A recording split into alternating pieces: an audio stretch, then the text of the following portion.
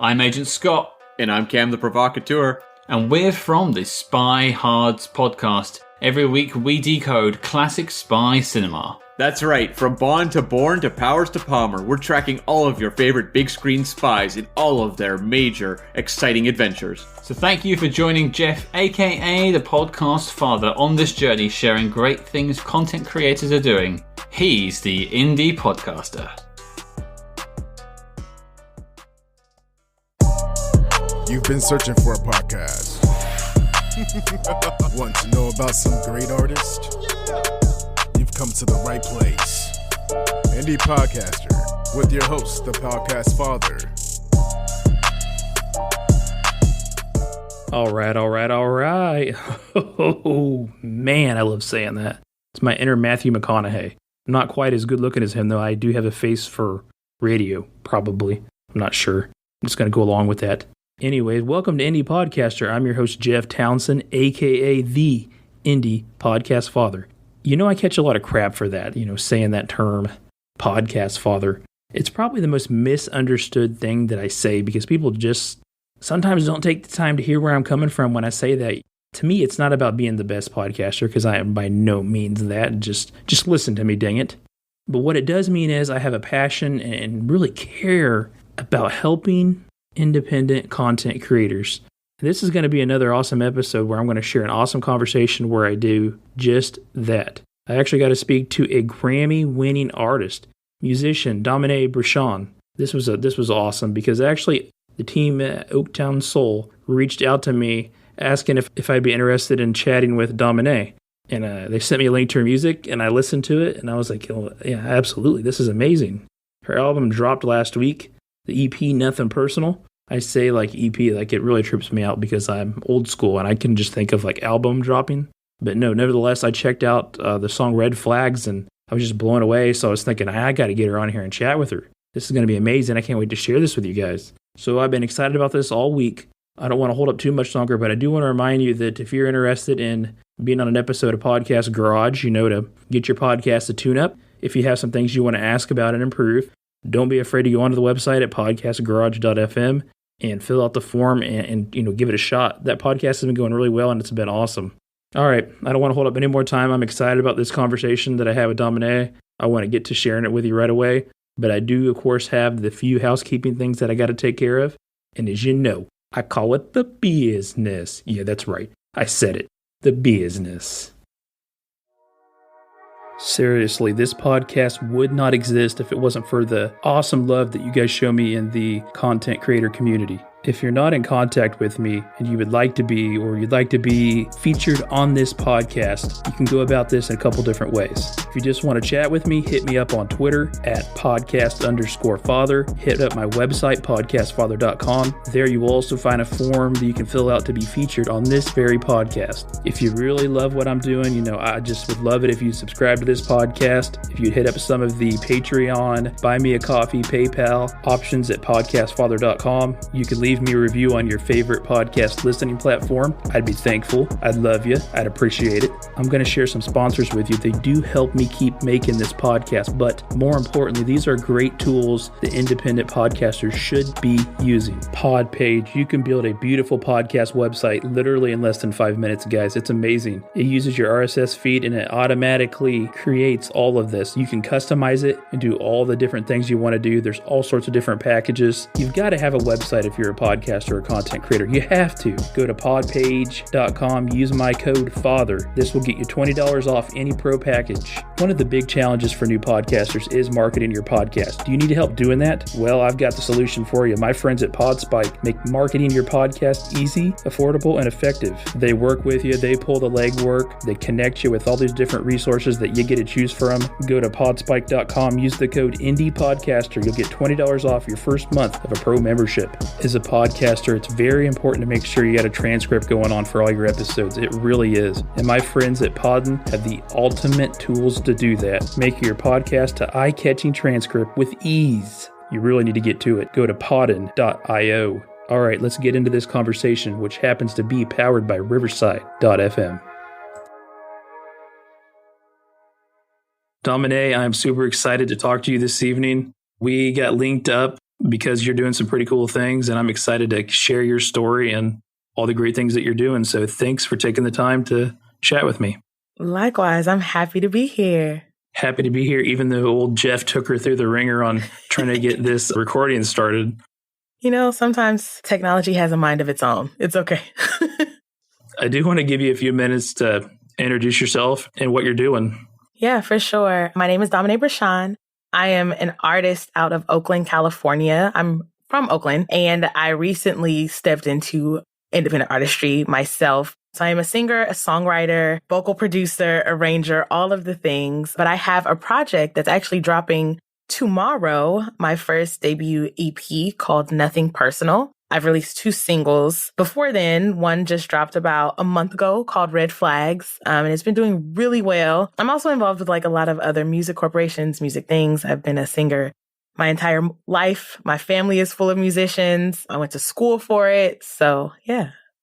That's like super short and sweet to the point, but there's a lot more. There's so much more. Well, I guess that was a good quick summary. We'll dive into it some more. But like you said, you've got something, you're dropping the...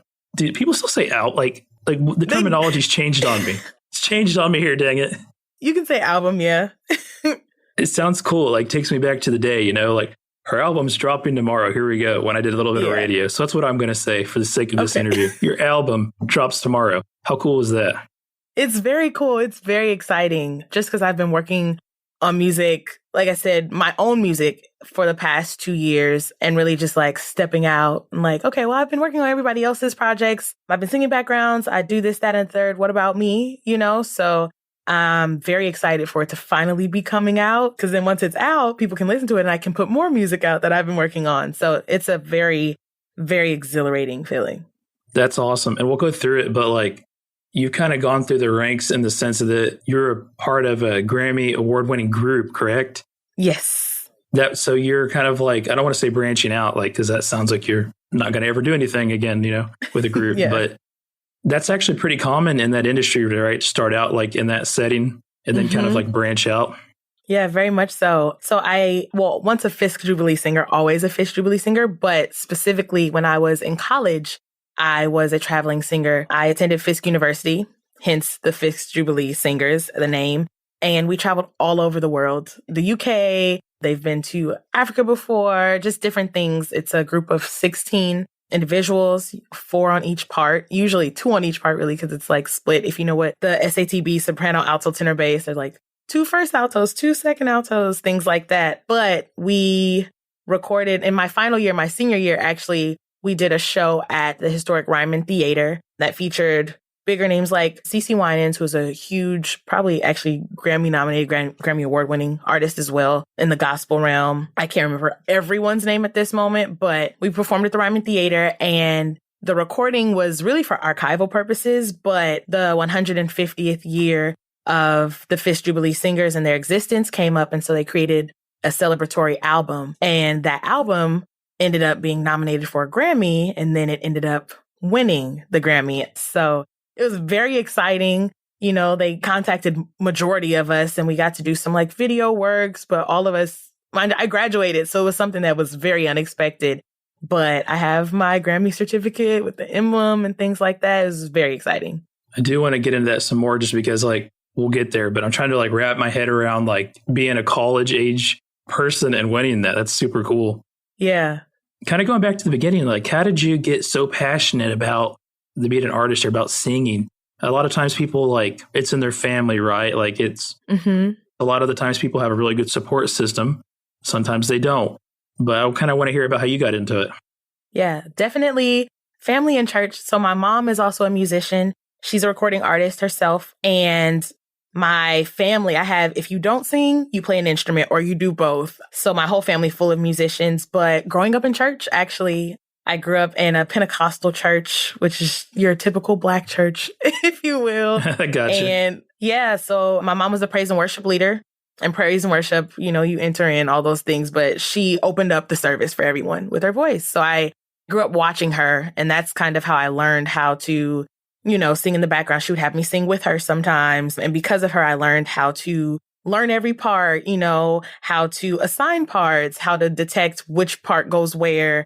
And then also just the musicians at church, listening to just how music needed to flow, how there's a different sound for every moment.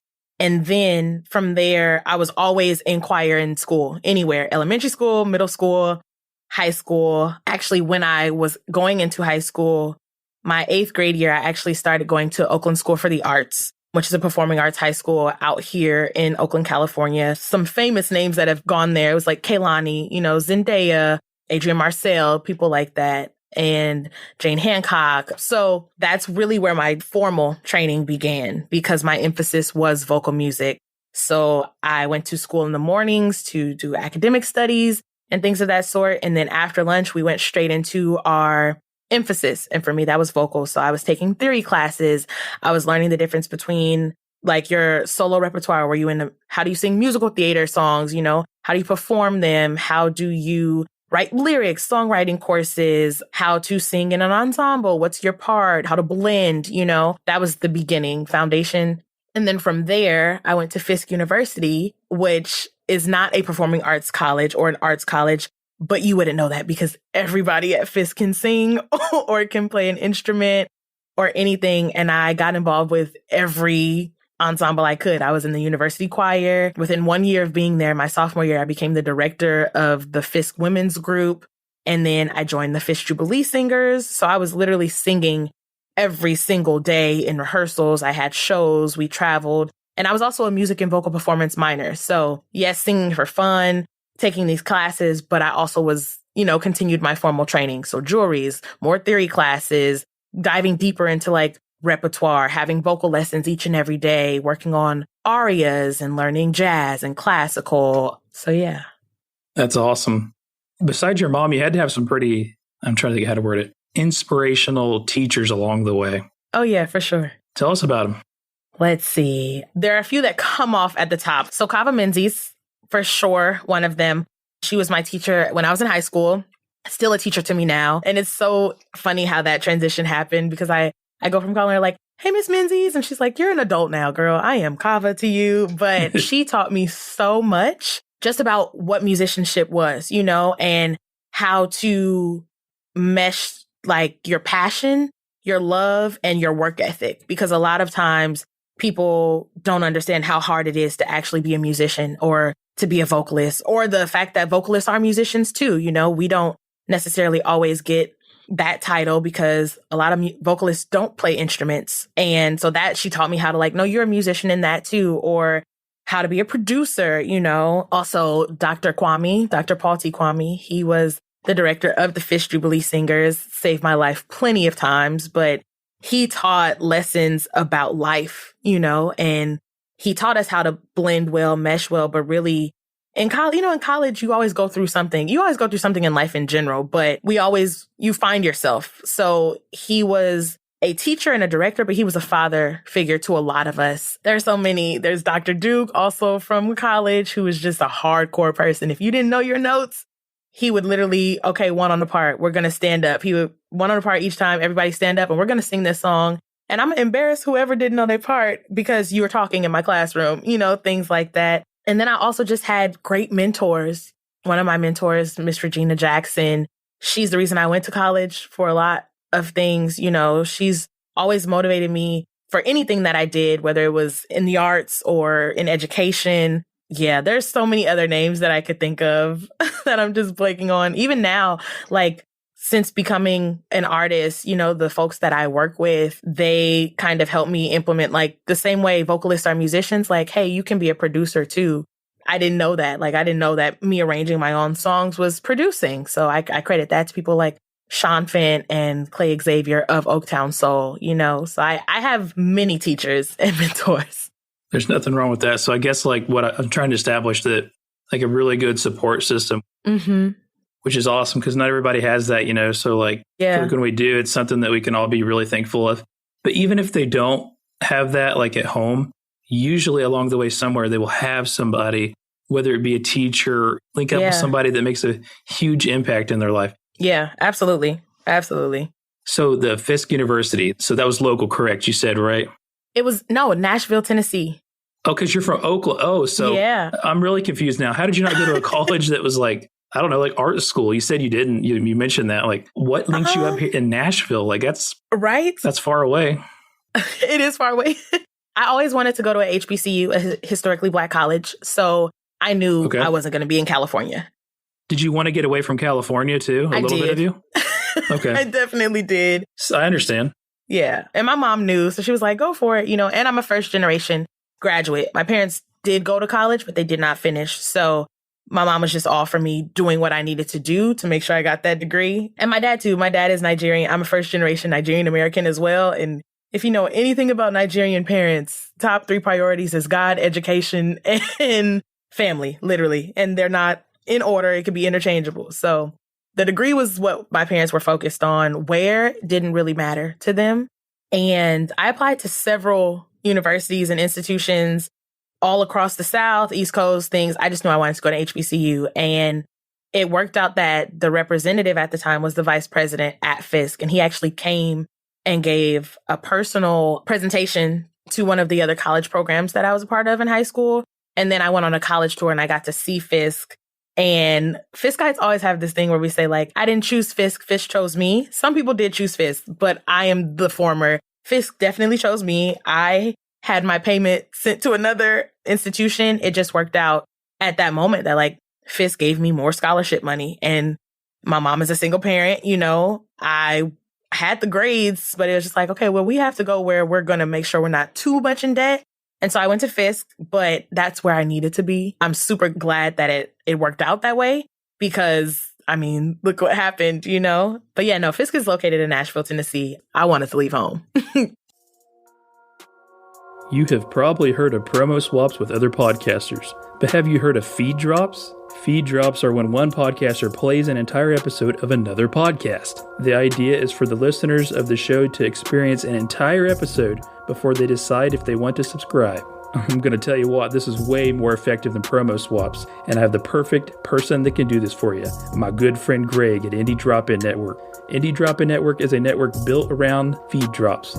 You submit an episode, and if approved, it appears on one of Indie Dropin's shows with all your contact details in front of established audience. Best of all, it's free. So, if you are a true crime, paranormal, scary, or comedy podcaster looking to find new listeners, consider doing this. I've done it and I can tell you it does work. What the hell are you waiting for? I should probably tell you how to do it. Maybe that's what you're waiting for. Go to indiedropin.com/creators. I'll say it again. Go to indiedropin.com/creators. You're damn right. Dang, that felt good.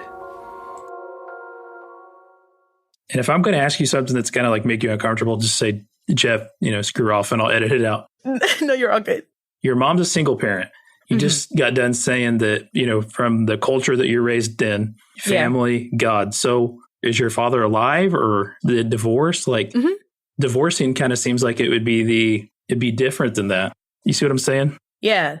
No, my parents are both alive, thank God, but they are divorced. They divorced when I was young. They divorced when I was 8. I always say it's my personal belief that they got together. Their sole purpose of being together was me. Because as I'm getting older, you learn more about your parents and their stories. And me and my dad were kind of estranged for the longest. I still, to this day, I haven't seen him since I was 8 years old when their divorce was final. And he lives in Nigeria now. We talk on the phone, there's video chat and things like that. But we kind of started rebuilding our relationship while I was in college. So that's been interesting, because it's one of those things where it's like, this is a huge part of me and I don't know it.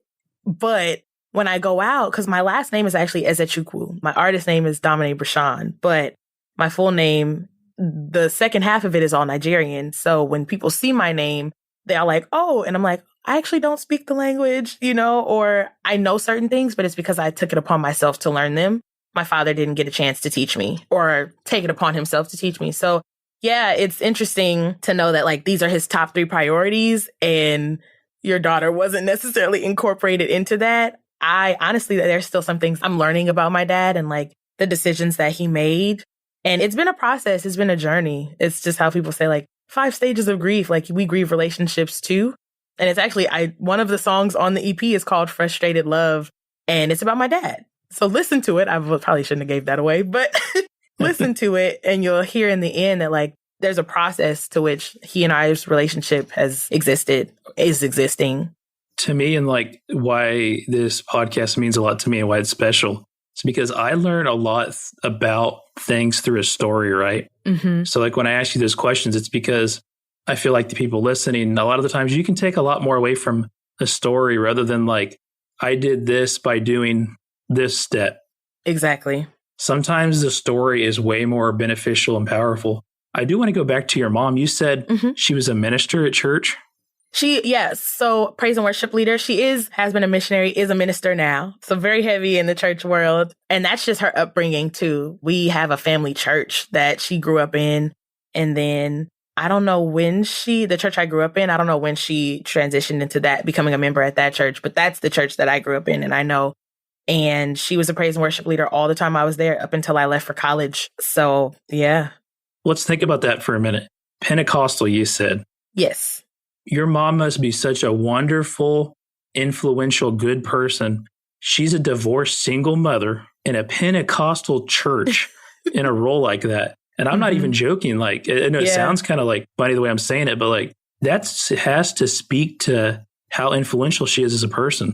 Absolutely. Someone once asked me, like, when you think of the word sacrifice, what do you think of? And I just started crying and I was like, my mom. Because, she comes from a big family. She's the youngest of 6. Technically, there are 8 because my grandmother adopted 2 younger people, but the youngest of 6. And she grew up in the 60s, so in Oakland. So her life, her upbringing was far different than what she gave to me. So my mom, she hustled, she did what she had to do to ensure that her daughter had a better life, but she definitely enjoyed her life. I do know that. And like, we enjoy our family, but she's given up so much for me, even her career. Like, she was in school. I remember asking her one time, she was like, no, I was in school. And then I just started making money, and then she was like, when I had you, things changed. She was still touring when she had me. I think like one of my first trips, I was maybe like 1 or 2 and I was in New York on somebody else's hip while she was on stage singing, So yeah, she powerful. And as a Black woman too, powerful.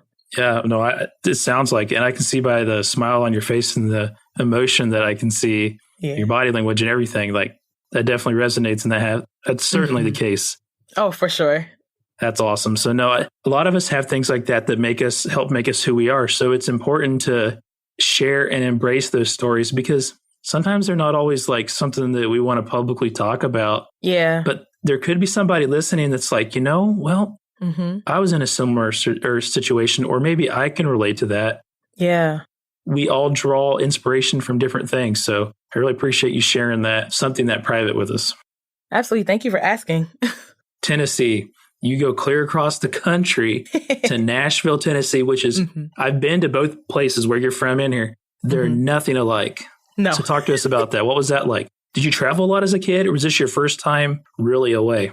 No, I did travel. My family loves to travel. Yeah, no. So I actually am privileged in that way that my family could afford for us to go on family trips outside of the states, outside of the country, because I know not everybody had that privilege. So I did have that opportunity to travel. Oakland and Nashville, culture shock completely. Not just in one way, you like the weather itself, you're going to the South. So you're getting heat and humidity, like out here when it's hot. Humid as hell. Yep. Oh my God. We have dry heat, and then living in the Bay Area, there's always a breeze even when it's hot. So I'm okay. But out there, oh my goodness. I was like, this is unbearable. But you experience every season. So I had to deal with like extreme cold. The South, people like to think it doesn't snow in the South, but it does. It's rare, but it actually not as rare as most people think. And the South just doesn't do well with snow. So it's not the East Coast. So it's cold, everything shuts down, the streets are closed. So that was something to experience. The insects. There's so many bugs that I never knew existed. And it was just mind blown. But that was also a beauty in it. Like I remember walking down, we call it the yard at Fisk, and seeing actual like lightning bugs. And I've only seen that in movies. And I was like, wait, what is that? And people from there, they're like, oh, yeah, you're really not from the South. I'm like, no, I'm not. What is it? They're like, it's the lightning bug. And I was like, oh, that's dope. But aside from weather, just everyone's so nice. Bay Area folk, we're not mean, but we keep to ourselves. You might get a head nod if we lock eyes because it's just awkward not to say anything. But for the most part, if I don't know you, I don't have to speak to you. And it may come off standoffish, but we're really like calm, cool, and collected in the Bay Area. In the South, everyone talks to you. And then it's not even a respectful, it is out of a respect, but it's also just like, that's the culture. And then I was in Nashville, so Music City, right? Mm-hmm.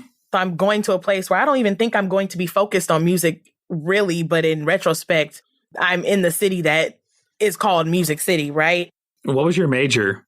My major was actually psychology. So I was a psych pre-med major and a music and vocal performance minor. And so, yeah, just the history in that too. Like we have some huge civil rights people who went to FIT, like the late and great John Lewis, Representative John Lewis. He went to Fisk University, and Diane Nash, like all these names who went to Fisk, just the things that happened in Nashville in general in the South. So I'm in a new city where there's so much history in when it comes to social justice, you know, and civil rights and human rights, but also music and the curation of music and how everything in the industry passes through Nashville, even if it's not just country music, right? The food is different. The people are different. The culture is different. It was a college town for sure.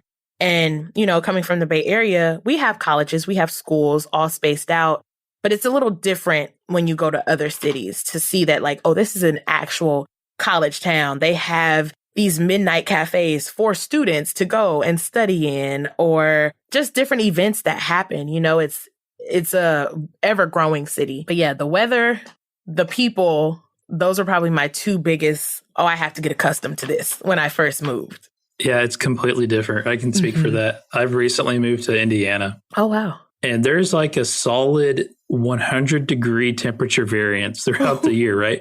It can be over 100 degrees and it can frequently be 0 degrees. Oh, yeah, no, I die. It's such a huge swing.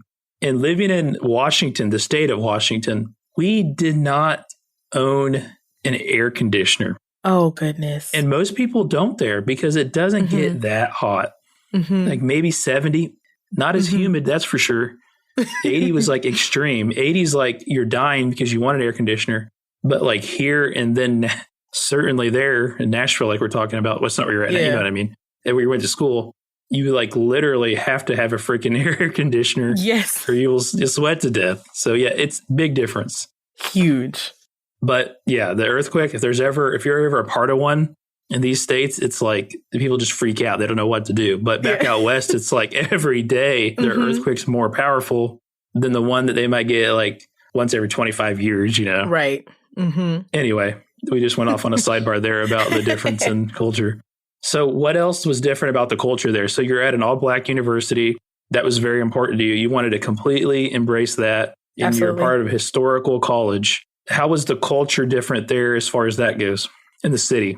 So my high school was predominantly Black at the time. So it wasn't like I hadn't seen Black people before. But when I went to Fisk, there were so many different types of Black people, you know, and not just Black people, just cultures. Like I remember having classmates from New Zealand, classmates from Nigeria, classmates from Iran, like all over the country, and understanding like, oh, all Black people are not Democrats, you know, or like, oh, all Black people don't necessarily consider themselves Black, you know, because where they live, they're first Nigerian or Ghanaian, or I come from a very, not proud, but like I come from a privileged family, not me personally, but a privileged family is when like I was born into money. And though I didn't grow up in poverty, we were a middle class family. We made do with what we had. My mom, we got through. Like I didn't personally struggle, or I didn't necessarily see the struggle that we may have been in at times. But to another family,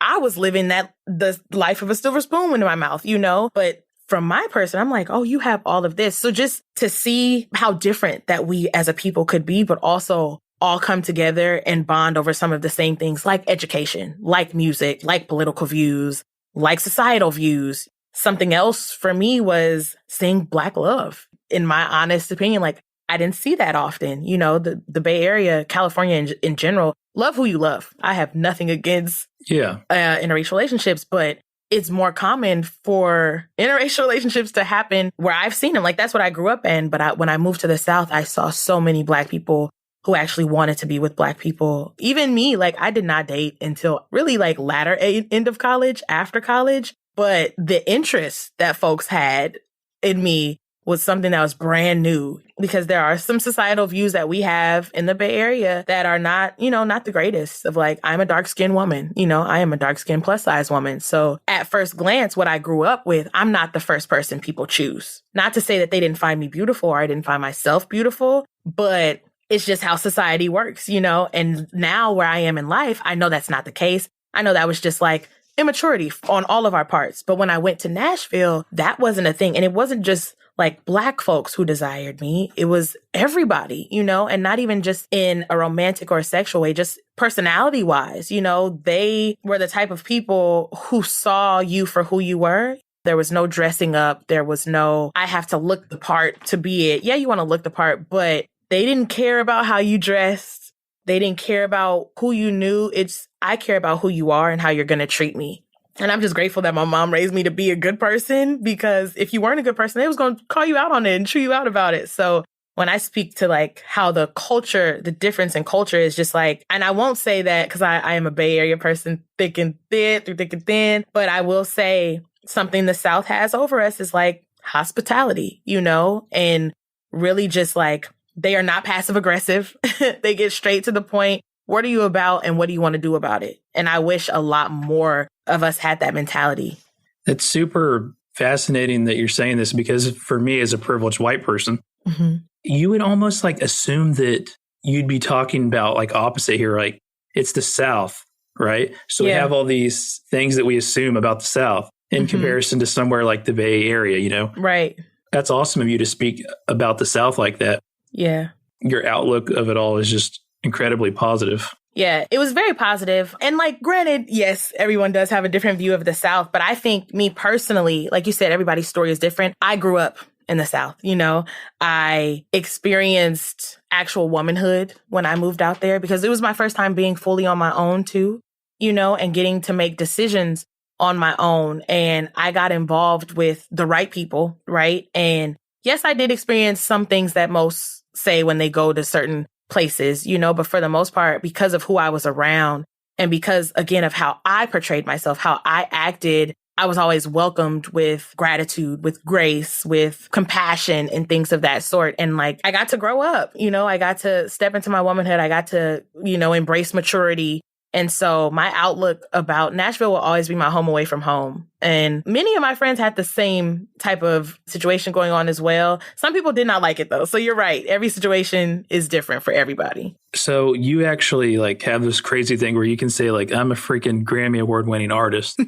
I don't want to skip over that since we're at this point in your life, the discussion here of college. I know you talked about it a little bit earlier, but talk to us briefly about this group and how this all happened, because there's not a lot of people in the world that can say that. So I'll just say that's badass, Thank you. Yeah. So again, the Fisk Jubilee Singers, that is the Fisk Jubilee Singers, world-renowned group, Grammy award-winning. They are the reason Fisk is still alive today. Originally there were 11 singers, and Fisk was getting ready to be like closed down because of funds and things like that. And so they took it upon themselves to travel and use their voices to sing. And anybody who knows, if you major or minor in music, yes, you will study other music genres like jazz and rock, all these things, but your predominant like thing that you're focusing on is classical music. That is what most folks are trained in when you major or minor in music. So they went around the country and around the states and overseas to sing classical music. And it is said that when they went on their first European tour to England, they were singing classical music and nobody was paying attention, right? So they decided, we're going to sing what we want to sing. And they started singing Negro spirituals. And some will say like, I don't remember the exact song. I don't know if anybody actually knows it, though, other than those that were there. But some will put Still Away in that position. And you could hear a pin drop. Everybody tuned in and was just like, who are these people singing? And because of that, like, there is a painting at Fisk University in the Appleton Room. The Appleton Room is just a room on campus, but it's a beautiful room. And the painting is of the original Jubilee singers. And it was painted and paid for and sent to Fisk by Queen Elizabeth. So that's how good these original singers were. And that's just a hair of the history. But ever since then, they traveled. And, these students, they gave up their education. They gave up their livelihood. Some of them died touring. So every year we actually have something called Jubilee Day. It's on October 6th, because that's when they set out on their journey. And we celebrate Jubilee Day. The Jubilee singers go inside of the chapel on campus and they sing 2 to 3 songs to honor the Fisk Jubilee singers and all that they did for Fisk University. And we collect magnolia leaves because there are a lot of magnolia trees on campus. And those were Ella Shepherd. She was one of the predominant singers in the group. And she also directed the group alongside the main director. And so as it was said that was one of her favorite trees or like flowers, the magnolia. So we collect magnolia leaves and they make wreaths out of the magnolia leaves. And then you go to the grave sites of some of those original singers because some of them are actually buried in Nashville. And we also sang at those grave sites. So October 6th is a huge thing for Fiskites and Jubilee singers. And the great thing about being a part of this legacy is that is my history. When you become a Jubilee singer, because you have to audition every year.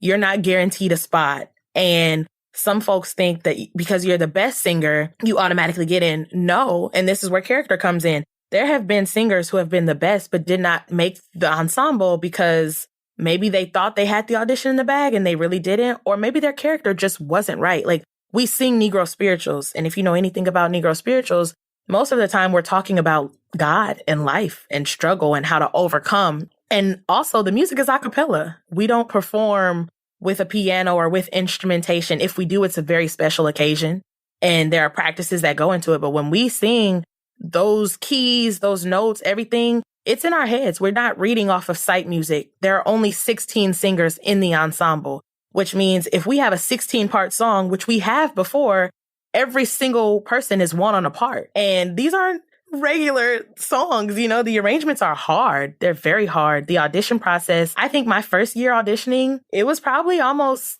a month long before we had the cemented 16 singers, because then you also have to think about the blend, right? And how connected these students are to each other. Because if we're singing, I say before, like my voice is heartfelt, but if you're singing songs that are supposed to bring inspiration and promote power, you need to be connected to the person that's singing right next to you. And I even remember there was a time when we were not a cohesive unit and Dr. Kwame, he would say like, y'all figure it out, get it together. And ironically, it was right before we were going to England for the second time. So I was lucky enough and privileged enough to be a part of that group who went on the second journey to England for the first time since they went years ago in the 1800s. Oh, wow. What year was this when you went? 2015 is when I went. You're making me feel old. Hey, listener, are you a podcaster or content creator? Well, you've got to hear this. I'm going to talk to you about Riversidefm. I use Riverside to record all my interviews for this podcast. I absolutely love it. Super simple to use, and I get the audio quality of an actual recording studio. You can have video resolution up to 4K, uncompressed crystal clear audio, and continuous file uploading throughout your recording. I've used a lot of different things to record this podcast, and I'll be honest with you, some of them were just way more complicated than they needed to be.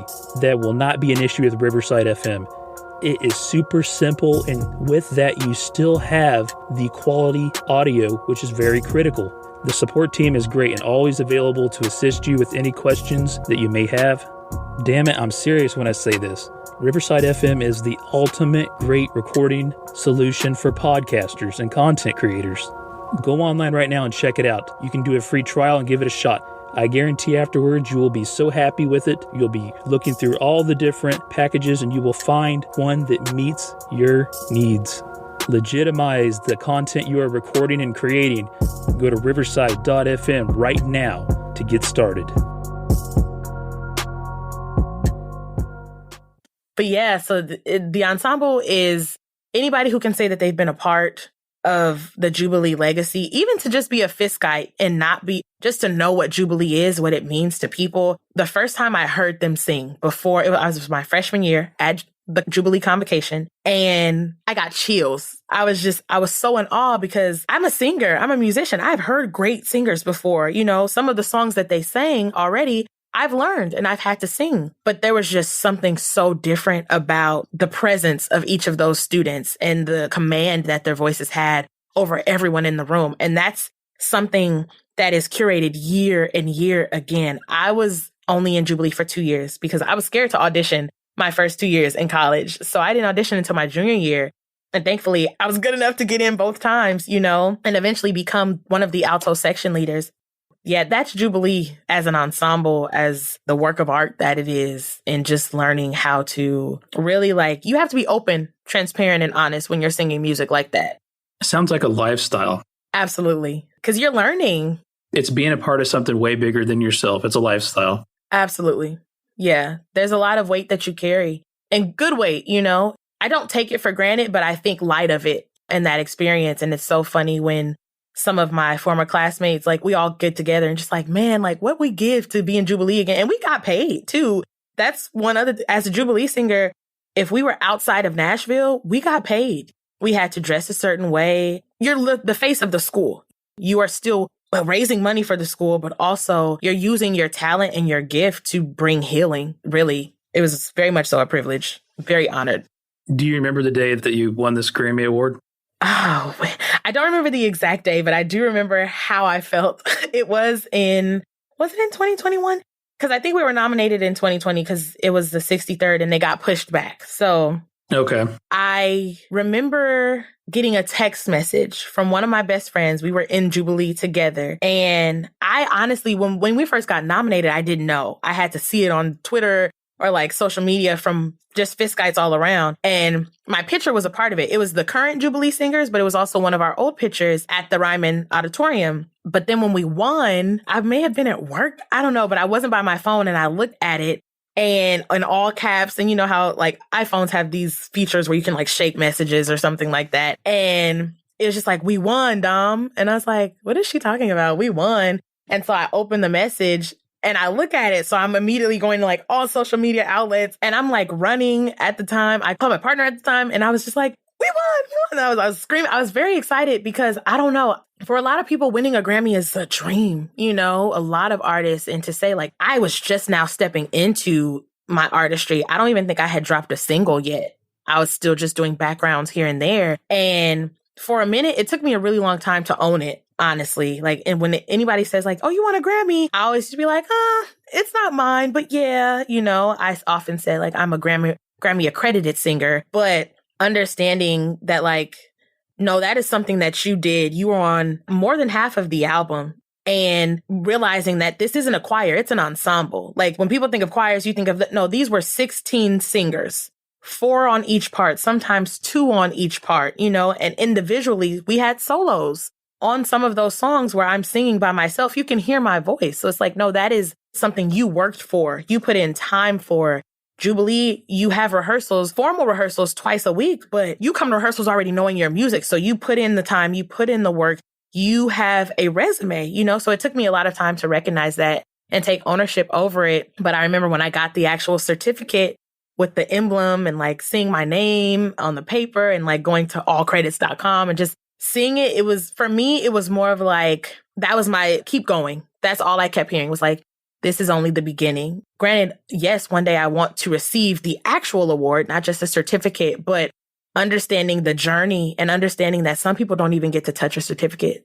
Some people don't even get to say that their name is attached to a Grammy Award winning album, let alone I have a Grammy, So I hate that it took me so long to understand that and recognize it. But again, I just have so much honor, feel, and admiration. Yeah. It sounds like you're humble. Very much so. Yeah, I'm not used to bragging. Just take what's yours, take credit. Yeah. It sounds like your college experience did a really good job of preparing you for the professional world of music. But however, there's no experience what you're going through now. That's the real deal. You are there, you are doing it. Yeah. There's nothing that would have prepared you for this 100%. So talk to us about how it's different now and what you're doing and just how the professionalism and everything. Yeah. But you still love the music, but it's different now. Yeah, very much so. For a while after I graduated, like I said, I was having rehearsals every night, performances every week, sometimes 3-4 times a week. And then after graduating, I come back home and it's okay, what do I do? And I still sang in church, but that was it. And there was no training that was happening. So for a while, I longed to be back in a position of creating music with just a group of people or one person. I tried to like find some people. It just never worked out, you know? So I kind of sat and almost let my gift just lay dormant, if you will. And then in 2020, the life-changing year for us all, right? I was stuck at home. So it's like, I'm working from home, but I have nothing to do. I'm not even going to church. I'm not going out with my friend. Everything is closed. What am I doing? And I just started writing. I've always been a writer. I used to write songs all the time, whether or not they were good, so I just started writing, and I actually got connected with another organization called Writing Rounds, which is now A&A production group, but also Writing Rounds community. And it was a community started by both Jessica Height and LeBron Arnwine, where we'd sign up for Zoom sessions and you'd get to write with people across the country. Like I've written with people in the Philippines and the UK and all these things. And I got to meet people and we just bonded over co-writing. And so that kind of opened it up. And I ended up writing what was technically my first placement. It's a song called Instrumental. And it came out on the Writing Rounds music label. And that was my first placement as a songwriter. And shortly after I joined Writing Rounds, I found Oaktown Soul. And the funny thing about that is I had been following Oaktown Soul on Instagram for like 2 years prior. And I drafted this email to them because I always was like, I really want to just do one song, but I never sent it. And I had seen they had an ad up and they were talking about like, come to the studio. We want to promote you, things of the sort. And so I went in to send them a DM. And I actually sent, some maybe not believe it, but I sent the DM on accident. Like I just copy and pasted what I had in the email and put it in the DM, and I like left and I just pressed send, and I literally freaked out. I was like, oh my God, oh my God, oh my God. And Sean, who was the person who responded, the founder, CEO of Oaktown Soul, he responded to me quickly and was like, yeah, come in. Let's see what you do. So I was like, okay. So I went there. I met them. We had a conversation. They had me sing a little bit. And he was like, we could work with you. And the next week, I went in for a session, and in that session came Pressure, which was my first single ever released. And what was so magical about it was that I wrote it in like less than 30 minutes. I am a quick songwriter. Sometimes it takes me a little time. Like I can't just bust out 10 songs. I could, but you know, I wrote it very quickly because I had my background training in like chorale music and choir and things like that, adding harmonies and stacks. It came so easily that they were just like, kind of mind blown, you know, and I'm mind blown by you making these great songs, great music. And it was in that session where Sean told me like, you know, you're a producer, right? Or a session after that. It was so shocking to me because no one had ever told me that before. I didn't think, you know, for someone, yes, I know there are vocal producers, but it's the mindset thing, you know, like I don't make beats. I don't know how to work a MBK. I don't know how to do any of that. But in that moment, he validated me as an artist, as a musician, and as a producer. And from there, we just started like making music, making songs. And I hesitated into stepping into artistry there too, because I came in saying like, I just want one song. I don't know, but they recognized the ability that I had when it came to songwriting. They also recognized that I could do a lot of the things that a lot of people can't. And again, I'm not good at bragging about myself. So anytime they'd be like, can we try this? I'd come right back. Oh yeah, I've done that before. And I do it in such a short amount of time. So they were just like, what are you doing with your life? Like, what can we do? So that with the combination of writing, and being at home, I got my own home studio set up. I was in the studio a lot and I just started making music. You know, I was also working through like somewhat of a breakup too. So it's just like, it gave me something to do to take my mind off of all the negative things and like focus in on what I wanted. And what happened was that community that I had been longing for, that room of just building, creating, singing, I found it. So yes, 2020 was a lot for a lot of people, a lot of but for me, that was a damn good year, honestly. And now I'm here about to release my first EP that was written predominantly like in 2020, you know, and I'm already working on the next one, but it's a very surreal feeling because I now know what I can do. And it's one of those things where it's like, people say the sky is the limit, and it's just like, there's just no limit because we don't know how long the sky goes, you know? And I feel that way now. I can fully say like, no, I'm an artist, but I'm also a songwriter. I can also arrange your music for you. Come in and let me actually vocal produce you. Like they've given me the opportunity to do each of those things. One of the other owners, Clay Xavier, he was like, what do you want to do today? In one of our first sessions. And I was like, I want to tap back into my acapella roots. So one of the songs is completely acapella. Like I am the beat. So they give me so much creative space as well. So it's just like being an artist, I now know how to be treated as an artist, how to be respected as an artist, because you think you know these things in your head, but it's almost like when you're building a brand. If you don't tell people how you want to be viewed,